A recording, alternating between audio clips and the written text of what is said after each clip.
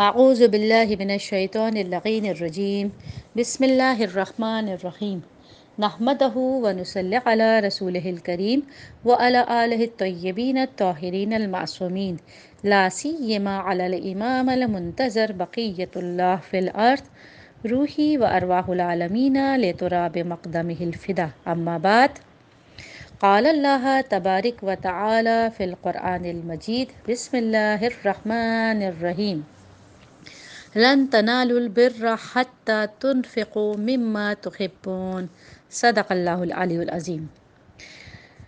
خواہران عزیز، شہزادی ام البنین سے متعلق سلسلہ کلام کی آج تیسری کڑی ہے اور ہم اپنے سلسلہ کلام کو خدا کی حمد اور ثنا کے ساتھ آغاز کرتے ہیں۔ تمام تعریفیں اس خدا کے لیے جس نے یہ توفیق اور فرصت عنایت فرمائی کہ اس باعظمت بی بی کی شخصیت سے تبرک حاصل کریں، کردار سازی کے نقطے حاصل کریں، تربیت اولاد کے اصول جانیں۔ وہ بی بی جو ایک غیر اہل بیت خاندان سے آئی اور آ کر ایسا کردار نبھایا کہ زینب کی ماں ہو گئی، کہ وہ حسنین شریفین کی ام کلثوم کی ماں بن گئی، ایسے فرزند کی ماں بنی کہ جسے فاطمۃ الزہرا نے اپنا بیٹا کہا، ابو الفضل العباس کی ماں بننے کا شرف نصیب ہوا۔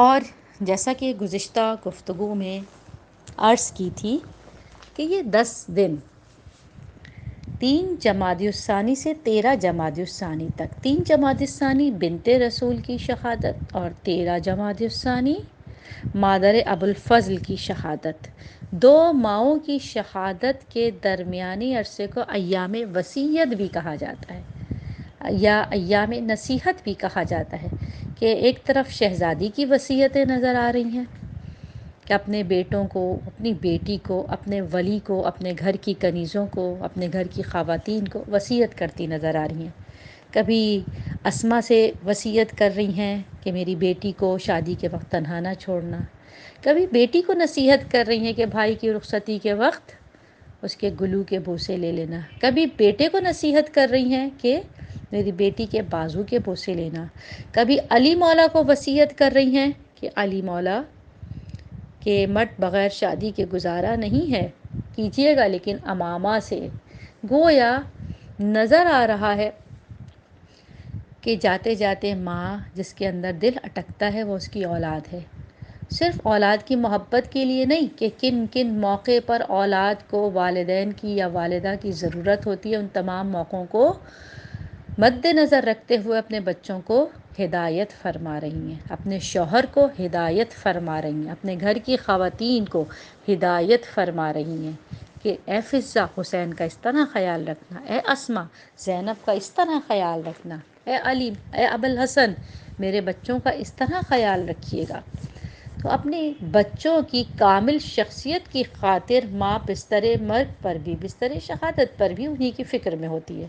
دوسری طرف 13 جمادی الثانی بی بی ام البنین ہیں، انہوں نے بھی اپنے بچے کو شروع سے آغاز سے کس طرح سے تربیت دی کہ ان کی تربیت کے نتیجے میں صرف علی کا خون ہونا کافی نہیں تھا، یہ شیر ام البنین تھا جس نے جناب ابو الفضل کو ابو الفضل العباس بنایا۔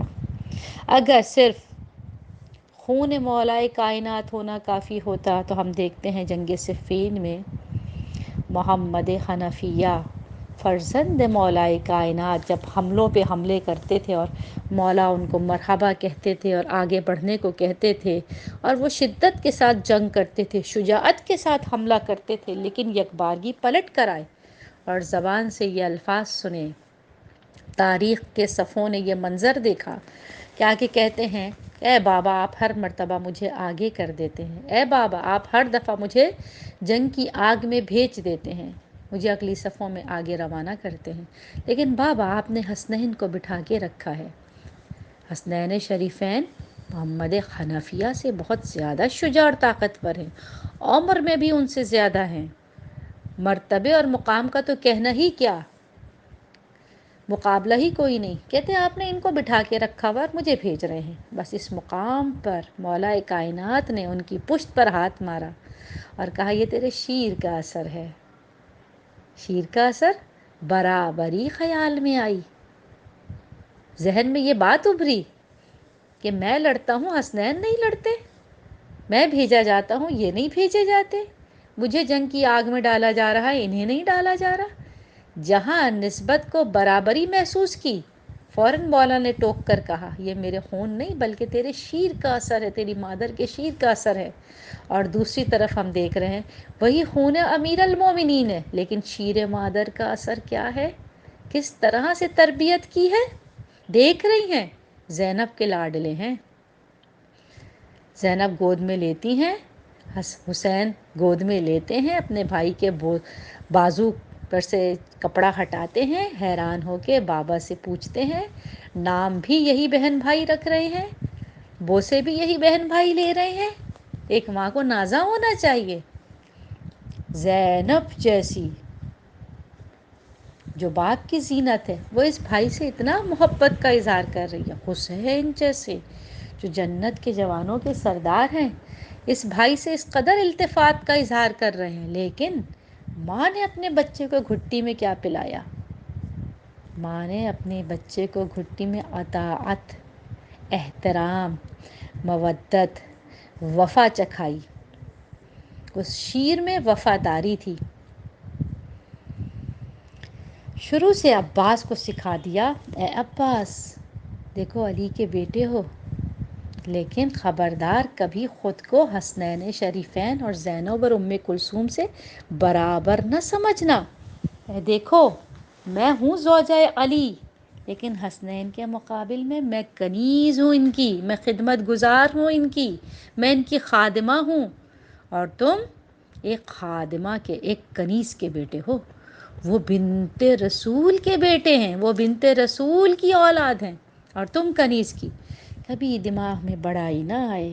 اسی لیے مولا عباس کیسے بنے کہ کس کو کہتے ہیں وفا، بتلا دیا عباس نے، مرنے جینے کا سبق سکھلا دیا عباس نے، واہر شان شجاعت واہر دریا دلی، قبضہ کر کے موج کو ٹھکرا دیا عباس نے۔ یہ عباس اس شیر مادر، اس تربیت مادر سے پروان چڑھ رہے ہیں جو بار بار کہتی ہے دیکھو اطاعت، میں نے تمہیں اطاعت کی گھٹی پلائی ہے۔ اطاعت کیا ہے کہ جب 2 تاریخ کو خیمے لگائے گئے ہیں ترائی پر اور حکم آیا خیموں کو ترائی سے ہٹاؤ اور پیچھے صحرا میں لگاؤ، اور مولا عباس نے تلوار سے خط ساحل کی ریت پر کھینچا، تلوار کو گاڑ کر کھڑے ہو گئے کہ مجال کس کی اس خط کو عبور کر لے، لیکن ادھر حکم آیا عباس یہ جنگ کا وقت نہیں ہے۔ اس عباس نے جس نے ابھی ابھی تنابیں گاڑھی تھیں، ابھی ابھی خیموں کی میخیں لگائی تھیں، خیموں کو ایستاد کیا تھا، فوراً حکم امام پر بغیر چوں و چرا کے تنابیں کھول دیں، خیمے لے جا کر لگا دیے۔ یہ عباس جو چاہتے تو کربلا پہنچنے سے پہلے ہی قصہ تمام ہو جاتا، جب حر نے گستاخی کی اور مولا کی لجام فرس پر ہاتھ ڈالا، فوراً تلوار نیام سے باہر آئی اور چاہا کہ ابھی اس گستاخی کا انتقام لیں، پھر آواز آئی عباس یہ وقت جنگ نہیں ہے، اور اطاعت کا پے کر فوراً تلوار نیام میں رکھی، گردن جھکا دی۔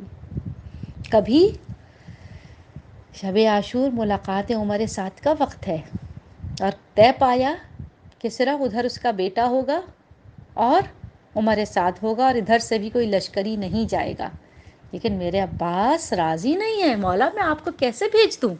کہا عباس بھائی طے یہی پایا ہے کہ کوئی ساتھ نہیں جائے گا۔ کہا آقا اس کے خیمے پر اس کا غلام تلوار لیے کھڑا ہوگا، اندر نہیں جائے گا، لیکن خیمے پر اس کا غلام پہرے پر ہوگا، میں بھی آپ کا غلام بن کر پہرے پر کھڑا رہوں گا۔ اور بھائی کو تنہا کسی مقام پہ نہیں چھوڑا۔ جب مدینے میں 28 رجب سے پہلے روانگی کا وقت تھا، شب 27 تھی، 26 کا دن گزرا تھا اور دارالخلافہ سے بلاوا آیا تھا کہ خط آیا ہے، عباس مولا نے اکیلا نہیں بھیجا آقا حسین کو، کہا میں جوانوں کو لے کر در پر موجود رہوں گا، جیسے ہی آپ کی آواز بلند ہوگی دارالخلافہ تلواروں سے گونج اٹھے گا، میں آپ کو اکیلا نہیں چھوڑوں گا، کسی مقام پر اکیلا نہیں چھوڑ رہے۔ مکے سے کوچ کا وقت ہے، مولا نے مدینے سے مکہ کا راستہ لیا، اور جب مکے کو بھی چھوڑنا پڑا، جب حاجیوں کے روپ میں قاتل آ گئے تھے، اس وقت میرے مولا نے مکے کی چھت پر حکم امام سے جو خطبہ دیا، تو کیا خطبہ دیتے ہیں؟ تعریف ہے اس خدا کی جس نے اس کعبے کو میرے آقا کے بابا کی ولادت سے عزت بخشی۔ الفاظ انسان کی شخصیت کا آئینہ ہوتے ہیں، جو وہ بولتا ہے پتہ لگتا ہے کہ وہ کیا سوچتا ہے اور کس بات پر یقین رکھتا ہے، کیا اس کا اعتبار ہے۔ کیا کہہ رہے ہیں؟ تمام تعریفیں اس خدا کی جس نے اس کعبے کو میرے آقا حسین، میرے بھائی حسین نہیں کہہ سکتے تھے، میرے بابا علی کی ولادت سے عزت بخشی۔ براہ راست علی مولا ان کے بابا تو تھے، کہہ سکتے تھے، لیکن اپنی نسبت کس سے جوڑ رہے ہیں؟ اپنے امام سے، میرے آقا میرے مولا حسین کے بابا، کہ حسین کی موجودگی میں علی کو اپنے براہ راست بابا کے طور پر متعارف بھی نہیں کرا رہے، بلکہ خود کو غلام حسین کے طور پر، کہ میرے آقا حسین کے بابا علی کی ولادت کے ذریعے اس کعبے کو عزت بخشی گئی۔ یہ ہے عباس، لیکن یہ کیسے ہیں؟ ماں کی تربیت کے سبب، جو بچپن سے سکھا رہی ہے، اے عباس خود کو ان کا برابر کا نہ ماننا، اے عباس برابری نہ کرنا۔ تو یہ جو 10 دن ہیں جنہیں ہم ایام وصیت سمجھتے ہیں، ان دنوں میں اس فرصت کو استعمال کریں اور اپنے بچوں کو تربیت کے اصول نسبت شہزادی کونین اور نسبت بی بی ام البنین سے دیں۔ سب سے پہلے ان کو ان کی شخصیت کی طرف متوجہ کرائیں کہ تم اپنے آپ کو پہچانو، تم میں کوئی ذاتی فضیلت موجود ہے، یا جو بھی فضیلت ہے سب کسبی، وہ سب کے سب نسبی ہیں نہ کہ کسبی۔ نسبی ایک اچھے خاندان میں پیدا ہونا، ایک ایماندار محبت اہل بیت والے گھرانے میں پیدا ہونا، معاشرے میں ایک عزت دار گھرانے میں پیدا ہونا، اور وسائل دنیا کے اعتبار سے نعمتوں میں پیدا ہونا، ان میں تمہارا کیا کمال ہے؟ یہ تمام سببی فضائل اور نعمتیں ہیں جو تمہیں میسر آئیں، اور سببی کافی نہیں ہوتی۔ اگر سببی کافی ہوتی تو رسول کی کئی ازدواج موجود ہیں جن کو سوائے اس شرف کے کہ وہ رسول کی زوجہ تھی، ام المومنین کا لقب مل گیا، ذاتی کمال موجود نہیں تھا۔ تو جب تک ذاتی کمال، کسبی کمال، نفسی کمال، ذاتی کمال نہ ہو جائے، فائدہ نہیں دیتے یہ فضائل نسبی۔ اپنے بچوں کو سمجھائیے ان دنوں میں۔ دیکھو تم عباس، مولا عباس کیسے بنے؟ اپنے وقت کی امام کی اطاعت کے سبب۔ سب سے پہلے تو انہیں یہ سمجھائیں کہ تم میں اپنا ذاتی کمال کیا ہے۔ پہلا کمال اطاعت امام کو حاصل کرو۔ اطاعت امام، یہ جانو کہ امام تم سے چاہتے کیا ہیں، رضائے امام کس کام میں ہے۔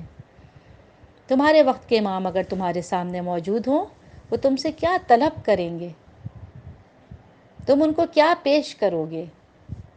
سوچو، میرے مولا عباس نے اتنے شجاع ہونے کے باوجود، بچپن سے یہ سننے کے باوجود کہ کربلا کے لیے مانگے گئے ہیں، کربلا کے میدان میں یہ یاد دلانے کے باوجود کہ عباس تمہیں یاد ہے تمہیں علی نے کس لیے طلب کیا تھا، یہ سب کچھ جاننے کے باوجود، ذاتی خواہش ہونے کے باوجود کہ جنگ لڑنی ہے، شجاعت کے جوہر دکھانے ہیں، اور شجاعت عباس کے بازوؤں میں مچلتی رہ گئی اور دم توڑ گئی، اور عباس جنگ نہ کر سکے۔ پانی لینے گئے تھے، بازو کٹا کے سو گئے۔